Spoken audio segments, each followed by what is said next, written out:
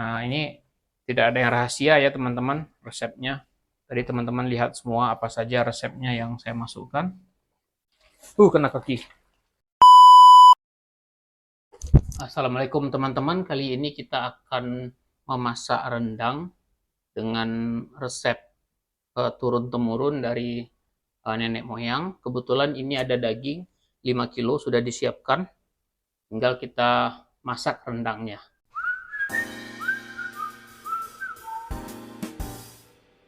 Ini kita masukkan bumbu cabainya. Bismillah, kita buka cabainya, masukkan. Ini kita bikin takarannya takaran dari orang-orang umum ya. Jadi mau dimakan oleh anak-anak bisa, orang yang nggak suka pedas juga bisa. Kalau takaran orang yang di Padang itu beda, lebih banyak, jauh lebih banyak, hampir 2 kali lipat dari ini. Kemudian ini bawang merahnya kita masukkan.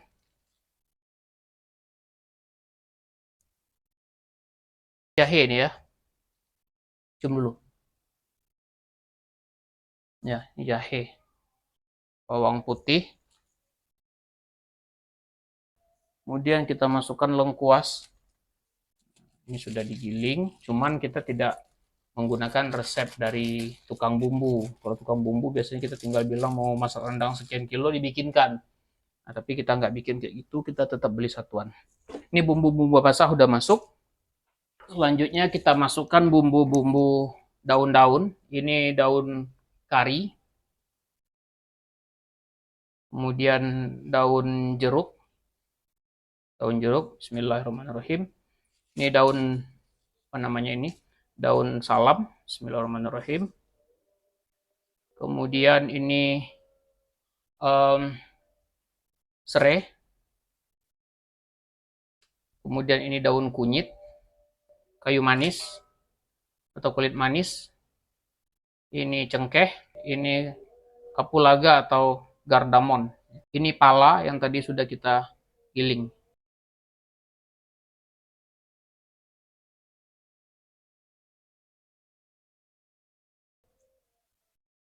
Jangan lupa kita masukkan garam. Bismillah. 1, 2, 3, 4, 5 ya.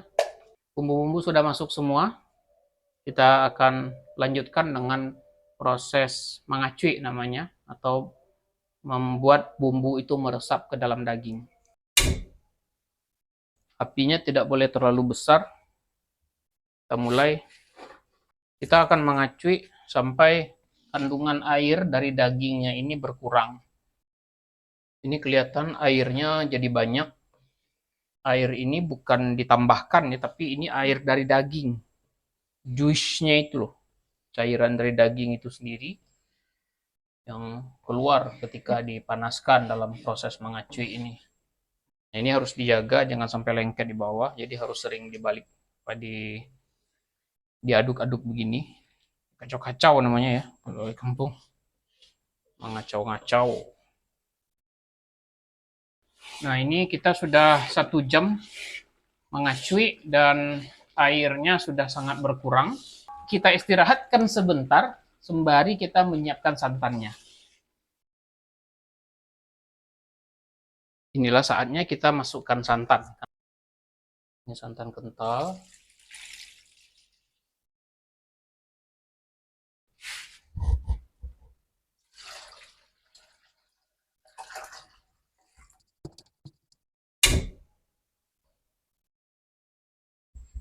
Nah, kita harus aduk ini, tidak boleh berhenti, tanpa henti sampai dia mendidih. Karena kalau kita berhenti, santannya akan pecah. Alhamdulillah teman-teman, sudah mendidih dan alhamdulillah tidak pecah santan. Karena tadi kita selalu aduk, tidak berhenti. Dan sudah ada korban sedikit nih, tangannya terkena santan, jadi lumayan perih. Ini sudah mendidih, ini kita aduk-aduk terus, nggak boleh berhenti supaya tidak ada bagian yang lengket di bawah. Nah, sekarang itu kabarnya sudah ada mesin untuk bikin rendang, sehingga dia selalu muter, selalu diaduk, walaupun bukan oleh tangan manusia, sehingga matangnya rata. Karena kita membuatnya manual, ya harus diaduk. Ini sampai dia nanti terbit minyak ya istilahnya ya, keluar minyaknya. Jadi kita tadi start kira-kira jam setengah 12 eh, menyalakan api. Sekarang sudah pukul 2 kurang. Jadi hampir 2 jam ya, atau 2 jam lebih kurang dari proses mengacui, kemudian memasukkan santan hingga santannya mendidih. Jadi tipsnya teman-teman, santannya itu sebaiknya santan kental supaya proses mendidihnya tidak terlalu lama dan proses untuk mengeringkannya nanti juga tidak terlalu lama. Karena kalau santannya terlalu banyak airnya, nah itu kita butuh waktu lama untuk menguapkan airnya itu, untuk mengeringkannya. Jadi kalau orang Minang sebut ini namanya pati santan, inti dari santan, essence of coconut milk, core of the core, ya, intinya inti dari santan. Jadi memang biasanya rasanya sangat manis, kemudian seger ya. Cuman karena ini bulan puasa jadi ini nggak bisa dites cita rasa santannya.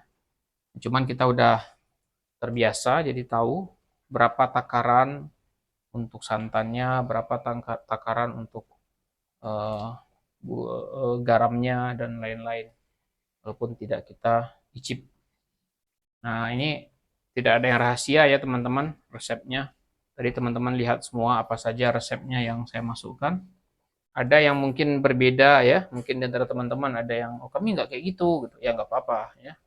Karena cita rasa rendang itu memang unik setiap orang ya.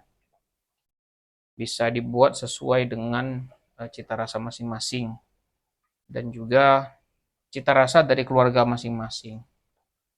Jadi antara satu keluarga dengan keluarga lain bisa jadi rasa rendangnya berbeda karena memang ada yang berbeda. Cuman yang namanya rendang ada bentuk universalnya, yakni dia dimasak dengan santan yang banyak dalam jangka waktu yang lama sampai nanti santannya ini berminyak sampai kering.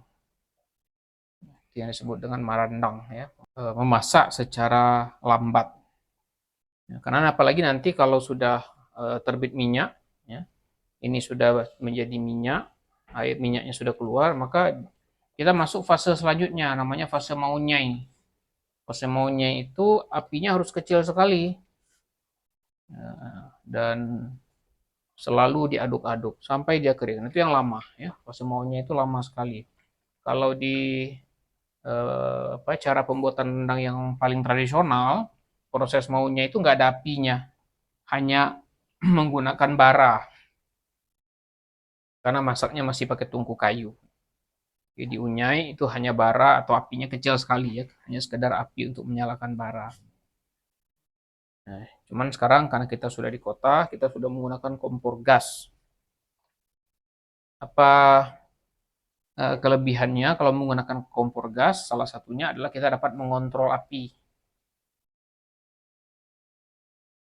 Berapa ukuran apinya, berapa besar apinya, itu bisa kita kontrol. Sementara kalau kita pakai kayu, proses pengontrol apinya akan lebih susah ya.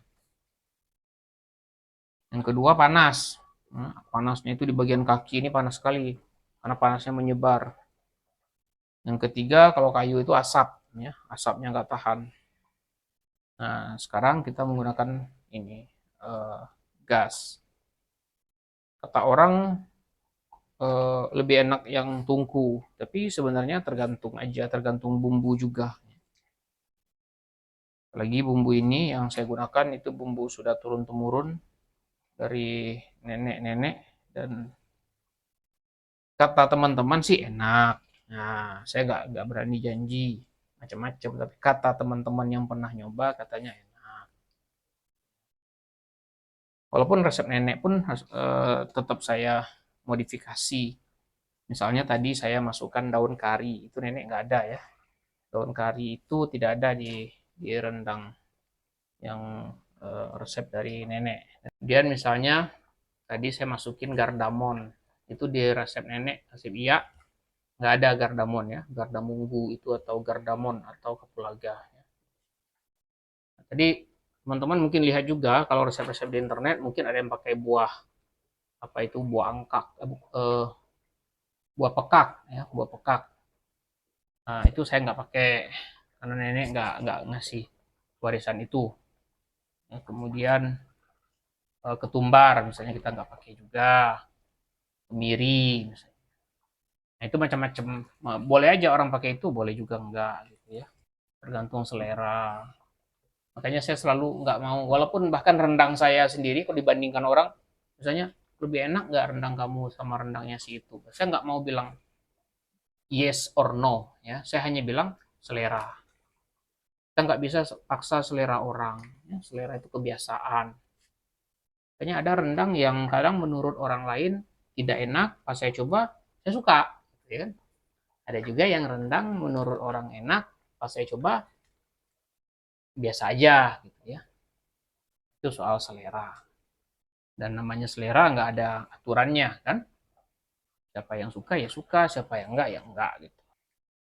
Oh ya, ini sendoknya namanya dayung ya. Dayung, dayung, dayung sabana dayung. Oh dayung anak paling gam, anak paling gam. Nah, itu ya. Ini dayung. Bukan dayung ya, tapi mirip dayung. Si dayung anak paling gam, anak paling gam. Si dayung anak paling gam, anak paling gam. Nah, paling gam itu satu negeri ya, di Padang, di kota Padang. Itu kalau Anda pernah ke jembatan Situ Nurbaya, nah di seberangnya itu ke arah bukit itu seberang Palinggam. Nah, mungkin si dayung anak Palinggam itu karena Palinggam itu nggak jauh dari laut atau sungai Batang Arau, jadi mungkin si dayung tuh mendayung-dayung di situ kan. Nah, ini dayung. Ini saya beli di Depok ini. Katanya ini suka dipakai juga sama orang yang bikin dodol. Jangan berhenti mengaduk-aduk. Jangan berhenti. Ada lagunya. Mencintaiku meski mentari tak sanggup bersinar. Udah, segitu aja. Udah ngafal lagi. Ini persiapan untuk lebaran. Jadi kita harus nyetok. Sekalian juga ada teman yang nitip. Mumpung saya lagi masak, ya mereka minta nitip. Ya nggak apa-apa. Ya. Apakah masih agak titipan lagi untuk ronde-ronde selanjutnya? Nggak tahu. Karena saya untuk minggu ini cuma masak di hari Minggu. Di hari yang lain kita beraktivitas yang lain. Stok rendang itu penting ada di rumah, apalagi selama bulan puasa atau lebaran. Bahkan di luar puasa dan lebaran, stok rendang itu perlu ada. Bukan karena setiap hari makan rendang, bukan. Cuman rendang itu jadi penyelamat. Kalau misalnya kita nggak sempat masak, buru-buru gitu, atau masak ternyata masakannya kurang enak, atau masakannya mungkin rusak. Saya pernah udah beli lauk, ternyata pas sahur lauknya itu basi. Nah, untung ada rendang. Karena rendang tahan lama nggak basi, jadi akhirnya kita makan sahur pakai rendang. Di kampung kalau berhelat atau kenduri atau resepsi juga begitu. Rendang itu tidak ada di sajian pagi biasanya. Karena kalau pagi itu biasanya nasi gulai-gulai. Nah, rendang itu baru dikeluarkan kalau malam. Nah, kebetulan kan kalau di kampung itu orang resepsi itu dari pagi sampai malam, mulai jam 10 sampai jam 10 malam. Dari jam 10 pagi sampai jam 10 malam. Nah, itu kalau udah malam kebanyakan lauk-lauk itu udah habis. Nah, saat itulah rendang dikeluarkan. Nah, kita sudah sampai pada fase yang lumayan epik dalam membuat rendang. Ya, ini fase saat rendang mau keluar minyak. Ini sedikit apa tadi nggak sempat kita rekam ya karena harus bertempur dengan minyak. Jadi dia meletup, letupannya itu ke sana kemari. Itu lihat di dinding, bagian dinding itu kena letupan. Kaki juga, tangan juga. Makanya kita menggunakan sodet yang relatif panjang ini untuk menghindari terkena ke tangan. Tapi tetap saja kena ke tangan, kena ke kaki, dan rasanya perih sekali. Nah ini fase dia udah mulai keluar minyak. Jadi sebelum ke fase keluar minyak itu, tadi itu di antara gulai, ya, ketika dia fase gulai, kemudian menuju fase keluar minyak, itu dia melewati fase letupan-letupan yang sangat messy ya, yang sangat berantakan. Kalau kita bikin rendang ini dalam ruangan, nah fase ini emang kita harus siap bahwa ruangan kita itu akan kena percikan ke sana kemari. Ini masih mercik tapi sudah tidak separah yang tadi. Karena sudah ada minyak. Kena kaki. Kena kaki, kena tangan, perih. Nah, nggak enaknya karena ini bulan puasa, jadi kita nggak bisa. Biasanya kalau kita kena kaki, kena tangan, kan kita bisa apa? Icip, sekalian icip gitu ya. Sekarang nggak bisa kita icip, jadi ya sudah. Mudah-mudahan fase ini bisa kita lalui dengan cepat. Tuh minyaknya sangat banyak ya, sudah fase semakin banyak, tapi letupannya nggak seheboh yang tadi. Nanti akan ada fase lagi, minyaknya akan tiba-tiba menghilang. Kadang di beberapa tempat itu kayak di rumah makan Padang, itu ada juga yang jual seperti ini dan disebut rendang. Sebenarnya ini belum rendang, ini masih kalio. Kalio itu ya kakaknya atau adiknya gulai ya, pokoknya di atasnya gulai. Nah, dibilang gulai udah enggak, dibilang rendang belum gitu. Ciri khasnya begini, dia banyak minyak. Nah, sampailah kita pada fase ini. Warnanya sudah coklat dan tidak meletup-letup lagi. Nah, ini kita sudah masuk fase, kalau di saya disebutnya mau nyai-unyai. Nah, tinggal menunggu agar warnanya hitam hingga dia matang sempurna. Ini kalau seperti ini sebenarnya udah bisa sih, tapi kalau untuk disimpan lama ini belum bisa. Harus lebih hitam lagi supaya bisa disimpan dalam jangka waktu yang lama. Nah, ini biasanya apinya sudah diperkecil dan harus selalu diaduk ya biar tidak hangus. Rasanya sudah cukup ya, warnanya sudah cukup hitam dan teksturnya udah mulai kering. Jadi teman-teman sebenarnya memang ada rendang yang cukup hitam warnanya ya, lebih hitam dari ini. Itu biasanya dia dikasih namanya ambu-ambu.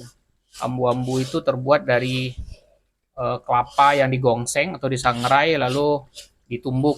Nah, warnanya hitam. Nah, dimasukin ke sini. Nah, itu membantu menghitamkan rendang. Nah, sementara rendang kalau yang resep warisan keluarga saya tidak pakai ambu-ambu. Jadi warnanya memang tidak sehitam itu. Nah, warnanya lebih ke coklat kehitaman ya, tapi tidak hitam. Nah, tapi ini bukan berarti tidak matang. Ini matang. Ya, dari teksturnya udah kerasa kayak pasir tuh digituin. Nah, udah kerasa kayak pasir. Nah, itu tanda kalau rendang sudah matang. Nah, ini paling sedikit lagi akan saya akhiri. Terima kasih teman-teman. Ini barangkali cukup, apinya akan saya matikan dan ini akan didinginkan untuk besok di packing. Nah, kebetulan dipakai untuk dipakai dibawa mudik ke kampung di Makassar ya. Sekalian juga ada beberapa teman yang titip sekalian dimasak. Jadi ini ada untuk saya sendiri untuk mudik ke kampung di Makassar, kampung istri. Kemudian untuk titipan teman-teman. Selamat sore teman-teman. Ini kita mulai dari jam setengah 12. Sekarang sudah jam setengah 6. Sudah jam setengah 6. Jadi kita sudah 6 jam masak rendang ini. Mudah-mudahan enak ya teman-teman. Dah.